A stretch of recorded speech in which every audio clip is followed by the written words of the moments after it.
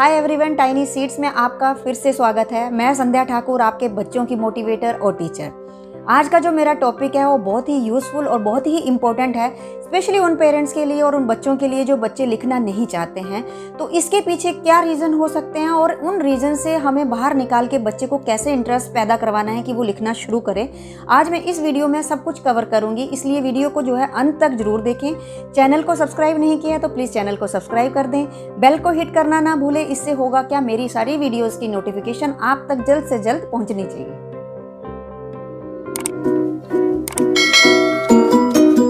So parents, अगर आपका बच्चा नहीं लिखता है तो उसके पीछे के रीज़न क्या हो सकते हैं, तो मैं आपको रीज़न्स बताती हूँ पहले और उसका सॉल्यूशन बताती हूँ। तो रीज़न क्या है? सबसे पहला रीज़न हो सकता है बच्चे के फाइन मोटर स्किल्स जो है वो अभी तक डेवलप नहीं हुए हैं।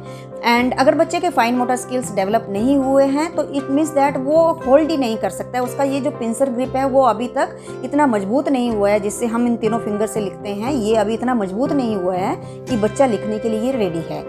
सेकेंड, बहुत सारे पेरेंट्स का ये क्वेश्चन रहता है कि बच्चा जो है वो सारी चीज़ें आइडेंटिफाई करता है, लाइक अल्फ़ाबेट आइडेंटिफाई करता है, लेटर्स उसको आते हैं, रिकॉग्नाइज करता है, चीज़ों को एक्सप्लोर करता है, ओरली मतलब बहुत उसके अंदर सब कुछ है, लेकिन जैसे ही लिखने का टाइम आता है वो पेंसिल और पेन को होल्ड ही नहीं करता है और वो उसको लिखना समझ ही नहीं आता है। तो इसका क्या रीज़न हो सकता है? इसका उसको मतलब उसमें कैसे हम इम्प्रूवमेंट लाएँ?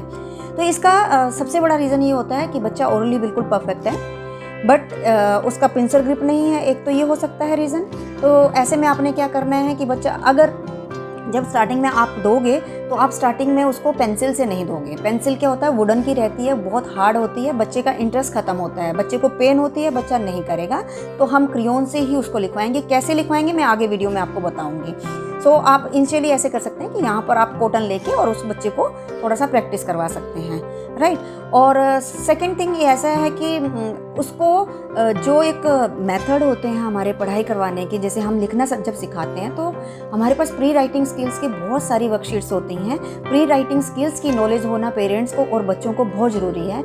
अगर बच्चे को वो प्री राइटिंग स्किल्स या स्ट्रोक्स, कर्व्स और लाइंस के बारे में नॉलेज नहीं है तो बच्चे को बहुत डिफ़िकल्टी होती है अल्फ़ाबेट लिखने में और नंबर्स लिखने में। तो आज वो मैंने वीडियो में कवर की है कि कैसे आपने किस मेथड से आपने कैसे कैसे आगे बढ़ना है, राइट।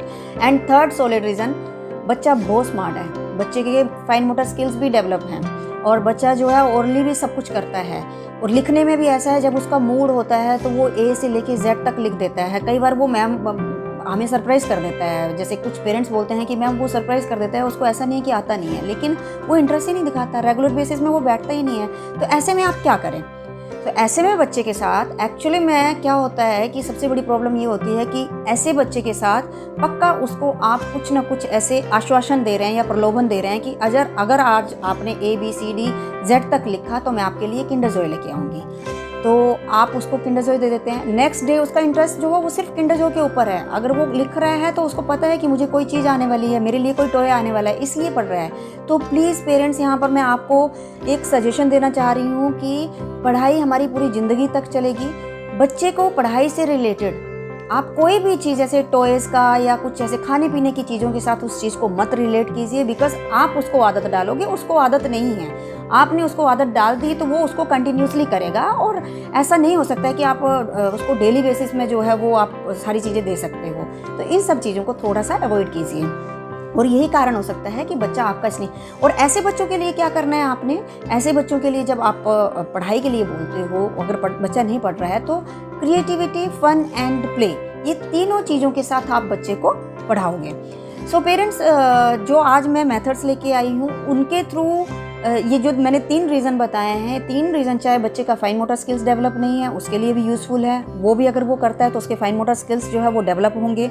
सेकंड, जो मैंने बताया कि बच्चा जो है ओरली अच्छा है लेकिन उसको प्री राइटिंग स्किल्स की नॉलेज नहीं है। एंड थर्ड, जिस बच्चे को हम जो है वो क्रिएटिविटी, फन और लव के साथ हम एक्टिविटीज़ नहीं देते हैं, वो भी उसमें भी इंटरेस्ट पैदा होगा।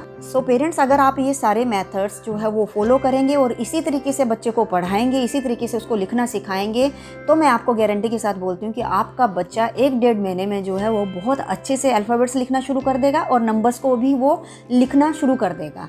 तो आप ये मेथड्स अपनाइए। और सबसे बड़ी बात है, जो मेथड्स और जो मैं आपके लिए वर्कशीट्स लेके आई हूँ वो वर्कशीट्स मैंने प्लास्टिक फोल्डर में डाली है, मैं आपको दिखाऊंगी।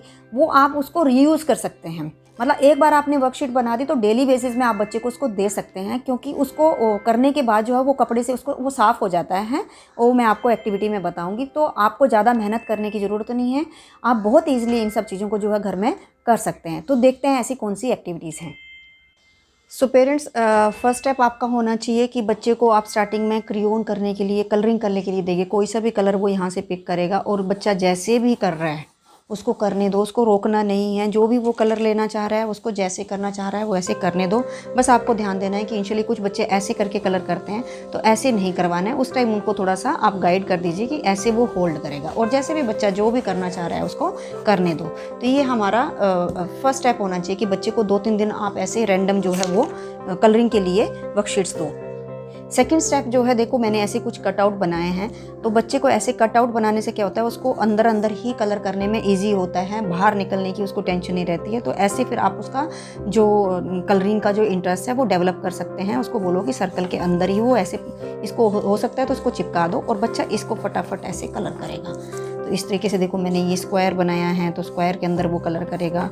तो बच्चा बहुत जल्दी इसको सीखता है, क्योंकि उसको दोनों साइड से सपोर्ट मिल रही है। ये थर्ड स्टेप में देखो मैंने ऐसे करके ये सर्कल एंड स्क्वायर, आप कोई भी ऑब्जेक्ट बना सकते हैं और बच्चे को बोलो कि अभी इसके अंदर अंदर ही वो कलर करेगा। तो बच्चा ट्राई करेगा, क्योंकि इनिशियली वो बाहर ऐसे ऐसे कलर कर देता है, लेकिन जैसे आप उसको प्रैक्टिस दे दोगे पहले, जो मैंने कटआउट बनाए थे, तो बच्चे को बहुत आदत हो जाती है, उसको कंट्रोल करने की आदत हो जाती है, वो बाहर नहीं जाता है। क्योंकि इससे क्या फ़र्क होता है, जब बच्चे को हम कभी आपने देखा होगा कि 4 लाइन में हम जब ए लिखने के लिए देते हैं तो बच्चे का ए बाहर चला जाता है, क्योंकि उसका अपना जो है वो कंट्रोल नहीं होता है कि कहाँ तक मुझे लिखना है। तो इन सब चीज़ों से उसका कंट्रोल आ जाएगा और वो वहाँ जब लिखना शुरू करेगा तो 4 लाइन में ही लिखेगा। तो इस तरीके से आप ये वाली एक्टिविटी आप बच्चे को दे सकते हैं। नेक्स्ट सेट में जो हम प्री राइटिंग स्किल्स के लिए जो लाइंस देते हैं, कर्व्स देते हैं, अप एंड डाउन देते हैं, तो इस तरीके के मैंने ये देखो कटआउट्स बनाए हैं। आप इजीली घर में बना सकते हैं, किसी भी हार्ड पेपर को लेके आप उसको कट कर दो, इस तरीके से उसके स्टेंसिल बना के रख लो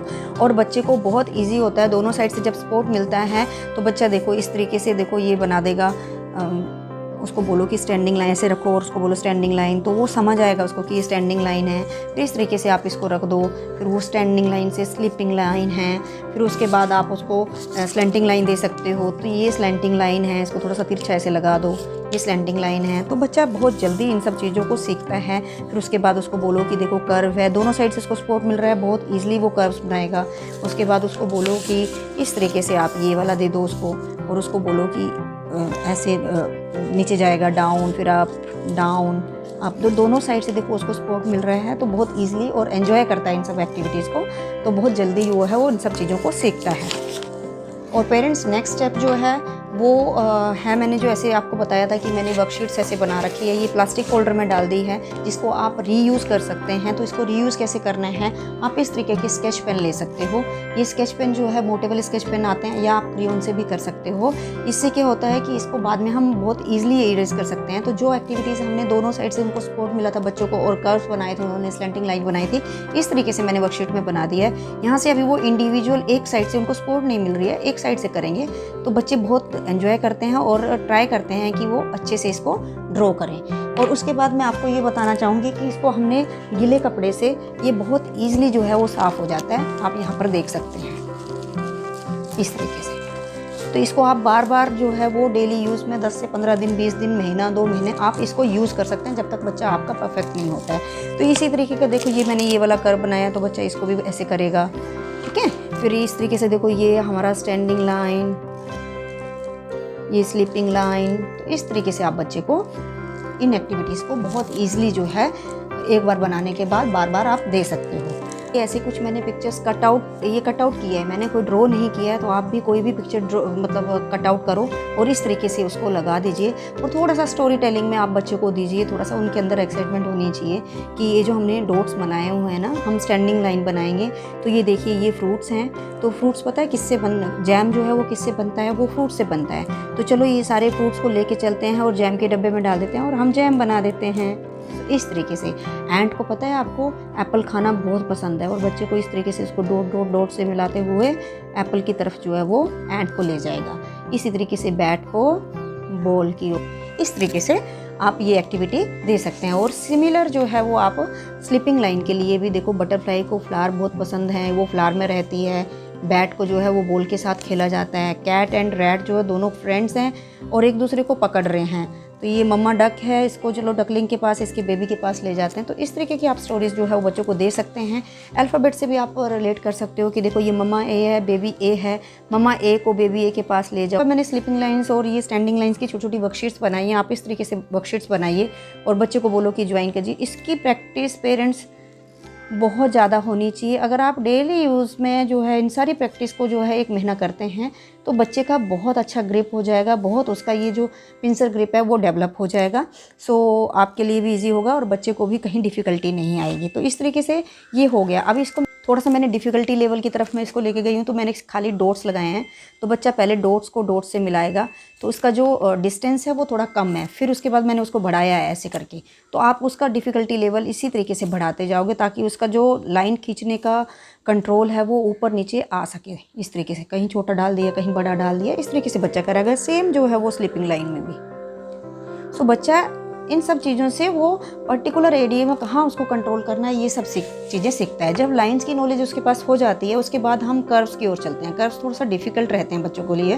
तो ऊपर आप डॉट डॉट बना के ऐसे करके देखो सी बना दिया, फिर ये उल्टा सी बना दिया। ये सारे कर्व्स जो है उल्टे सीधे, ये अपना यू बना दिया, ये उल्टा यू बना दिया। फिर उसके बाद आप ये बोलो कि अप डाउन जिगजैग, ऊपर नीचे ऐसे करके कुछ ऐसी एक्टिविटीज़ दो। फिर उसके बाद मैंने एक एक्टिविटी ऐसी बनाई है जिसमें सारे लाइंस को जो है मैंने इन्वॉल्व किया है। तो आप इस तरीके से कुछ भी अपनी क्रिएटिविटी बच्चे को दिखा सकते हो। लेकिन ऐसे देखो इसमें स्लीपिंग लाइन भी है, फिर उसमें स्लेंटिंग लाइन भी है, ये देखो ये ऐसे कर्व भी है। तो मतलब सारा इसमें सब कुछ आ रहा है। देखो क्लाउड्स को, और बच्चे को बोलो कि वो कलर कर लेगा। तो कलर करने के बाद क्या है उसको और भी मज़ा आएगा ये सब चीज़ें मतलब ड्रॉ करने में और ये सब चीज़ें जो है वो डॉट्स मिलाने में, राइट। तो इस तरीके से हाउस बना दिया है। तो इस तरीके से आप ये सारी एक्टिविटीज़ दो। जब ये सारी हमारी पैटर्न राइटिंग का जो प्री राइटिंग स्किल्स है वो ख़त्म हो जाता है, उसके बाद हम नंबर्स और अल्फ़ाबेट की तरफ बढ़ते हैं। तो जब भी आप अल्फ़ाबेट इंट्रोड्यूस करोगे, अल्फ़ाबेट जब लिखने के लिए दोगे तो बच्चे को आप वो वाले अल्फ़ाबेट दोगे जो बहुत इजी होते हैं लिखने में, ताकि जो बच्चा इंटरेस्ट नहीं दिखा रहा है वो इजीली उन सब चीज़ों को लिख सके। जैसे ही वो लिखना शुरू कर देगा ना, जब उसको लगेगा कि मैंने एक अल्फ़ाबेट लिख लिया, दो ज़रूरी नहीं है कि आप ए लिखवाओ बी लिखवाओ, थोड़ा सा डिफ़िकल्ट रहता है। सो आप इजी वे से आप उसका डिफ़िकल्टी लेवल बढ़ाओगे। जैसे आई है, इसमें स्टैंडिंग लाइन ही है, टी हो गया, इजी वर्ड्स, एल हो गया, एच हो गया, ये सारा जो है स्लीपिंग लाइन और स्टैंडिंग लाइन से बने हुए हैं। स्लीपिंग लाइन, स्टैंडिंग लाइन, तो इन ऐसे आपने ये बना दिया। उसके बाद आप स्लेंटिंग लाइन में जाओगे, ए बी के एम एन। फिर उसके बाद आप जो कर्व्स वाले जो आते हैं डिफ़िकल्ट आते हैं वैसे उसमें जाओगे। और उसी तरीके से आप जो है नंबर्स में जाओगे। पहले जो इजी स्लीपिंग लाइन और स्टैंडिंग लाइन से बनते हैं वो आप नंबर्स पहले बच्चों को सिखाएंगे, फिर कर्व वाले जो है वो नेक्स्ट सिखाएंगे। लास्ट हमारा इम्पोर्टेंट स्टेप जो है पेरेंट्स वो है कि बच्चे को जब आप अल्फ़ाबेट सिखाओगे तो सीधा आपने 4 लाइंस नहीं देनी है, उसको ऐसे प्लेन पेपर दीजिए। और बच्चा स्टार्टिंग में जैसे भी लिख रहा है क्रेयॉन से, कुछ बच्चे ऐसे लिखते हैं, कुछ ऐसे सी ऐसे बनाते हैं, फिर ऐसे बी ऐसे बना दिया, ऐसे कुछ भी बनाएंगे वो। तो उनको कम से कम वो लेटर को लिख रहे हैं, वो ट्राई कर रहे हैं, उनको वैसे ही लिखने दो और प्लेन पेपर में दो। उसके बाद आपने क्या करना है, ट्रेसिंग एक्टिविटी बच्चों के लिए बहुत इंपॉर्टेंट है। तो ट्रेसिंग एक्टिविटी भी आपको ऐसे प्लेन पेपर में बनानी है। तो पहले आप बड़ा सा ए लिखोगे। क्यों? क्योंकि जब बड़ा सा ए वो ट्रेस करेगा बच्चा इस तरीके से, ऐसे ट्रेस करेगा ना ऐसे, फिर उसके बाद आप धीरे धीरे उसको छोटा छोटा बनाते जाओगे ऐसे, इस तरीके से कुछ, ठीक है। फिर उसके बाद बिल्कुल छोटा, तो 4 लाइंस में वो आ जाएगा। जैसे आप इजी वाले अल्फ़ाबेट सिखा रहे हैं तो फॉर एग्जांपल अगर आपने एच बना दिया ऐसे करके, तो उसको बोलो कि एच को वो बनाएगा, फिर उसके बाद छोटा सा बनाएगा, फिर छोटा सा, फिर वो 4 लाइन में बहुत ईजिली इन सब चीज़ों को फॉलो कर पाएगा। तो पेरेंट्स ये हैं एक बेसिक मेथड्स है जिसके ज़रिए हम बच्चे को सिखाते हैं।